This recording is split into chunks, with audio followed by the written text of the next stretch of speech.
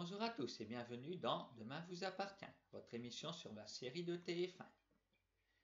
Nous allons avoir notre petit résumé de la semaine en images. Bon, hélas, ça n'a pas été une semaine vraiment intéressante parce que je trouve que dans toutes ces intrigues, c'est du remplissage, voilà. Il ne s'est pas passé d'événements notables. Enfin, nous allons analyser tout cela. Alors, pour ce qui est de Laura, nous nous demandions à la fin de la semaine dernière, a-t-elle été kidnappée par ses parents adoptifs? Eh bien non, puisque c'est Luc qui va aider à se cacher. Et alors après, Laura a eu pas mal la bougeotte cette semaine, à défaut d'autre chose, d'avoir un scénario intéressant, puisqu'elle était cachée par Luc. Ensuite, comme son état de santé n'avait pas, Christelle est venue la ramener, puis le lendemain, elle a demandé à retourner chez sa famille adoptive. Voilà, Christelle, est venue lui faire la piqûre. Elle s'est ainsi improvisée infirmière, peut-être une reconversion professionnelle. Et bon, au final, même que c'est inquiétant, Laura n'a pas envie d'aller se soigner. Alors, voilà, vraiment, ça stagne, il ne se passe pas grand-chose.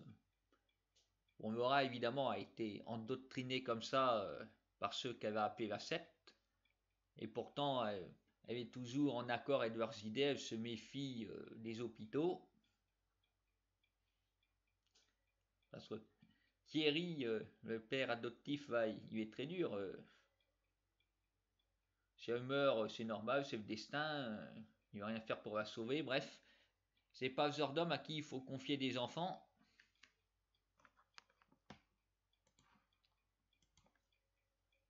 Sinon, pour ce qui est des intrigues amusantes, nous voyons comment Chloé et Renaud sont en train d'organiser un mariage surprise pour Marianne, qui se doute de rien.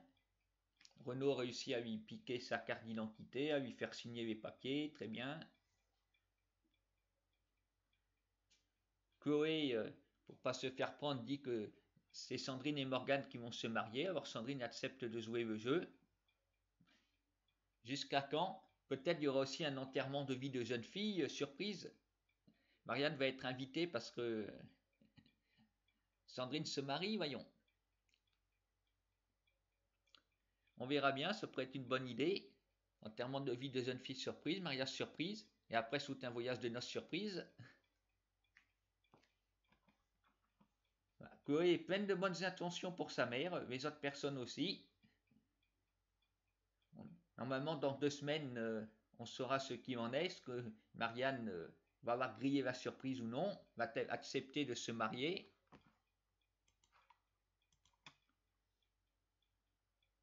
Sinon,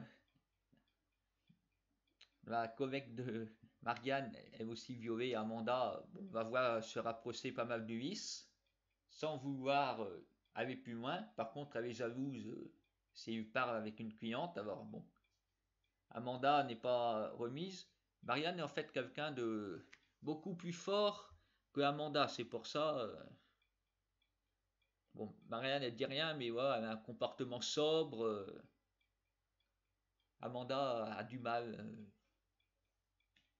à rester calme.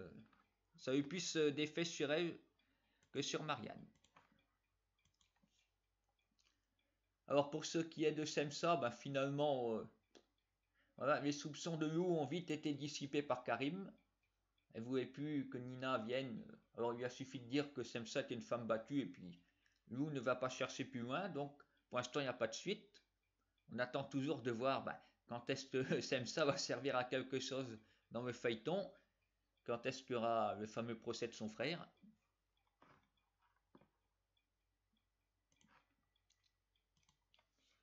Pour ce qui est de la relation Soraya-Thomas, ça s'est concrétisé cette semaine, là, dans une pièce spéciale de la prison. Ils ont pu passer à l'acte. Rémi ne sait toujours rien. Soraya, va au repas de famille avec lui. Par contre, Nour a découvert la vérité en regardant le SMS.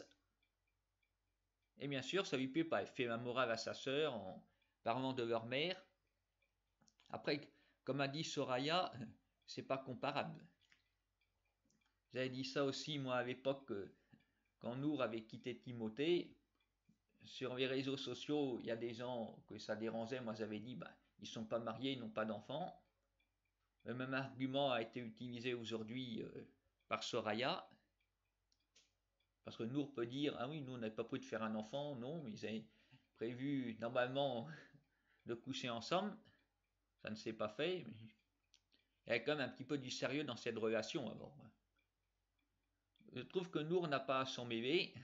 Si elle aime Rémi, ben, elle n'a qu'à se mettre avec lui. Hein. Voilà ce que j'ai à dire. Elle n'a qu'à lever ses yeux pour Rémi.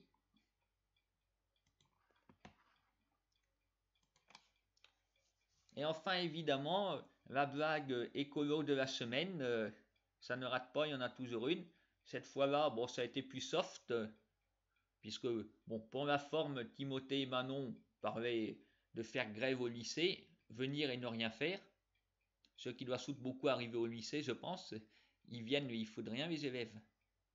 Alors au final, non, ils ont réussi à convaincre leurs parents de se déplacer à vélo. Alors, ben, c'est mignon, voilà, c'est calme. Bon, évidemment, il fallait qu'il y ait un gag, et il y en a eu un, puisque Victor Brunet a crevé.